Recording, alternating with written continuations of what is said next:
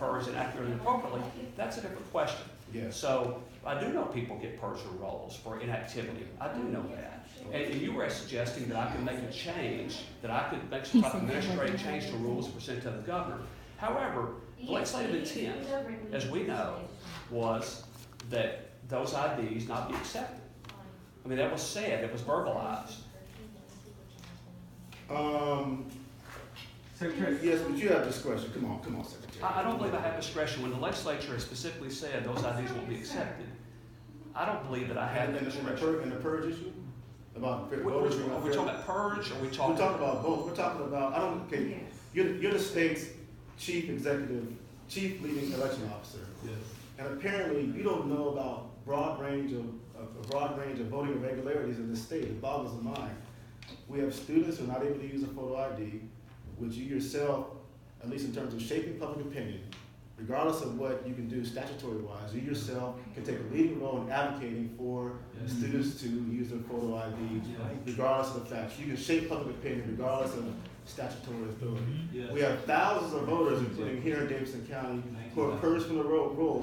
Many of them are poor African Americans, poor black folks, who are purged unfairly, oftentimes for so-called inactivity, and sometimes they're active in their purge. We still have people, despite that 2007 law, people are formerly incarcerated persons who are. You have a list of people who have been active, we still who have either been, who have changed their address, who have signed a petition, who are voted in some way, and they've been purged. Please provide those names to me. We want to help those people.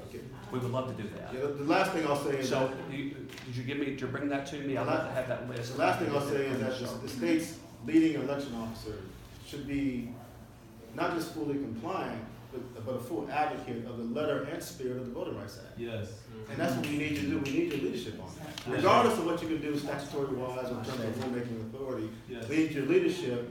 We need your authoritative leadership to say, I want to be in full compliance with the National Voter Registration Act, the Voting Rights Act, to the letter and to the spirit. Yes. And that's what we're not hearing from you in this state. And as a consequence, students, particularly students from out of state, people who are formerly incarcerated, who have served their time, and who are not eligible to vote, who have legal obligations, and primarily poor African Americans and rural folks, not just African Americans, but poor people overall, are purged unfairly from the voter rolls. And we need your leadership to be able to say that we want to be in full compliance with the letter and spirit of the Voter Registration Act and the Voting Rights Act.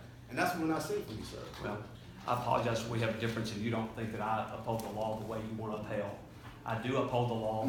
I apologize that we have a difference of opinion about how I do that. I appreciate your right to do what you've done today. I appreciate the fact you've articulated your position.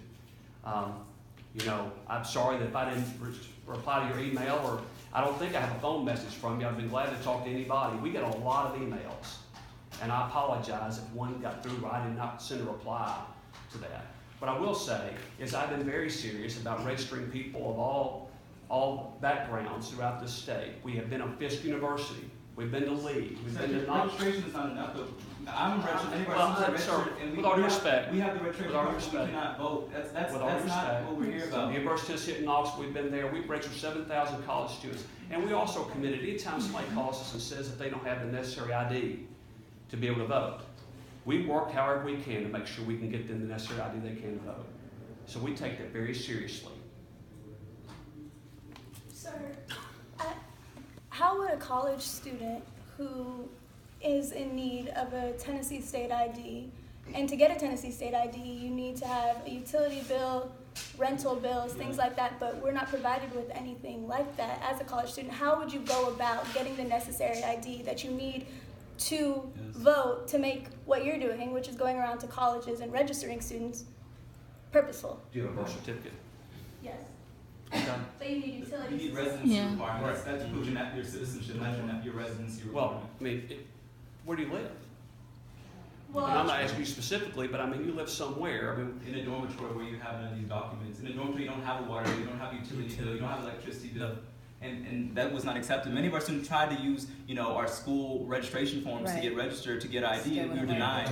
Yeah. It's impossible. We're enacting all these barriers. so there's nothing that the schools can provide that provides something that says you live at this address. That's not accepted according to your list. On the list that you have on your website. I'm unaware of anybody who's denying an ID for those reasons, and I've asked that. I mean, Look around. Now you're I'm looking. I have not. This is the first time somebody's come to me and said that, and so I'm sorry. Senator Hargett, you just said we testified before your colleagues in the committee. We've sent you letters. We've been trying to make it aware every way we can. We've had protests here. We've had demonstrations. We've written emails. We did a social media campaign for years. For 4 years now. 4 years. No, that's not what you're saying. I asked, did anybody ever provide us with something that's saying that they live at X dorm at this address in this room? Did they provide that?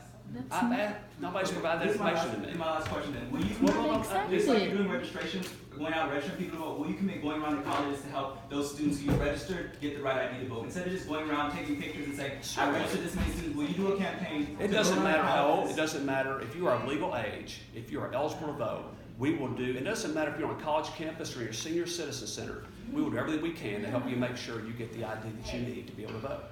We will do everything we can, and that hasn't changed. We've done that since the day one of the law. Anybody that's called us, anybody's come to see us, anybody's emailed us and said, here's my particular problem, how can you help me? We do everything we can to help every individual voter. Well, you're invited to Fisk University. If you want to come next week, this week, help our students get the IDs to vote. Will you commit to come to Fisk and do that? Come to our university, come to TSU and do that.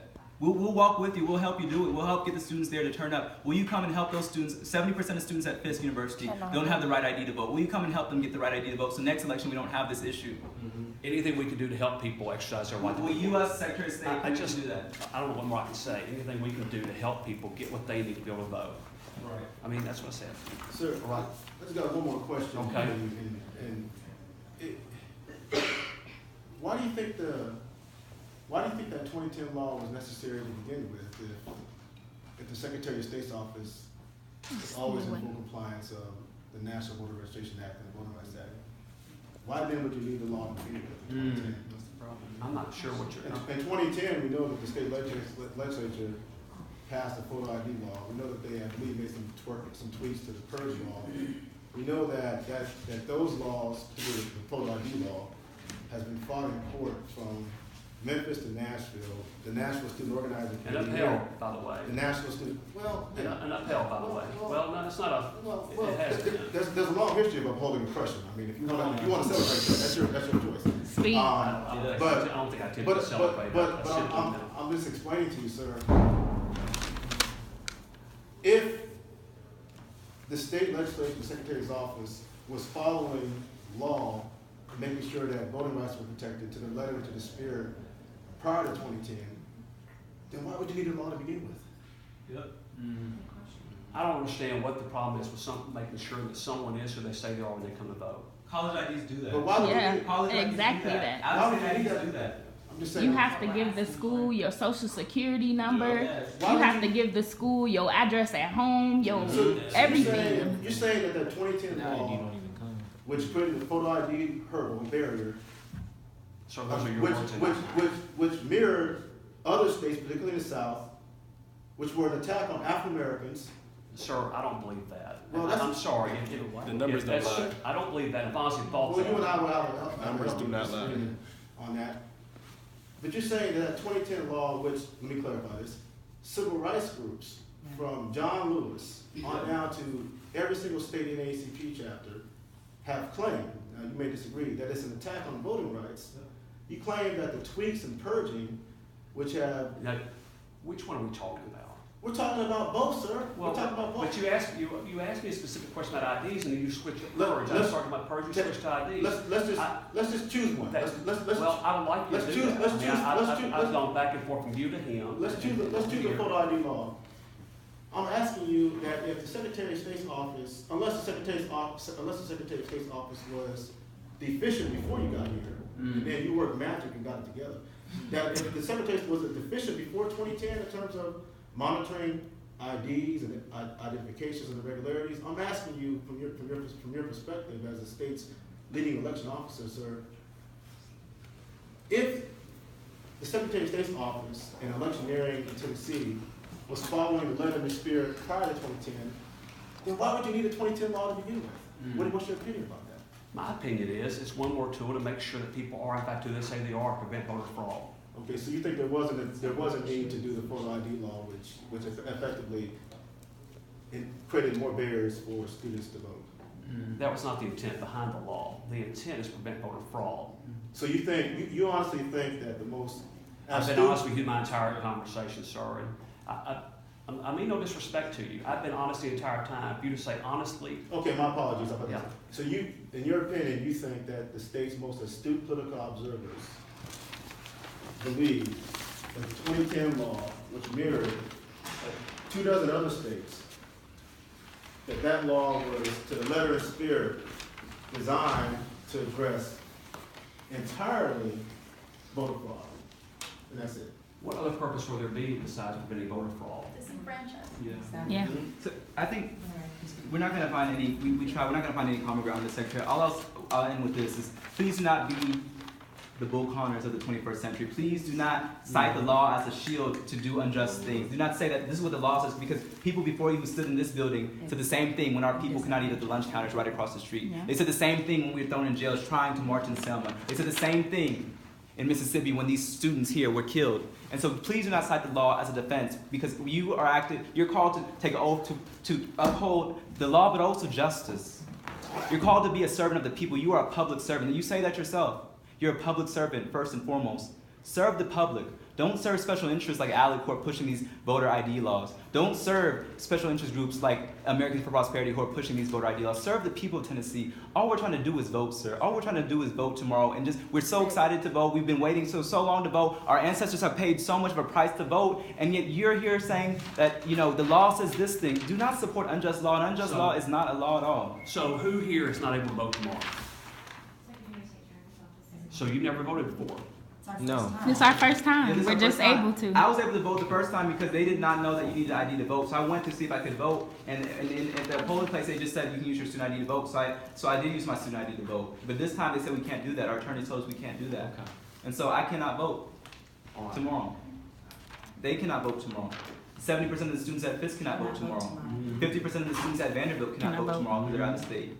40% of the students at TSU cannot vote because they're from out of state.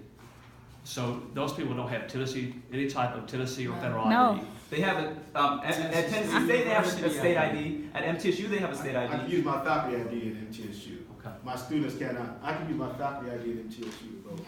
My students, That's it's the exact same problem, ID, that- except one says faculty, one says students. My students can't use their student ID to vote. Made from the same machine. Yeah. The same machine makes them. Okay, thank you very much. Thank you. Thank you. Please help us vote tomorrow. That's all we're asking. Please help us vote tomorrow. All right, thank you for coming. Thank you for your time.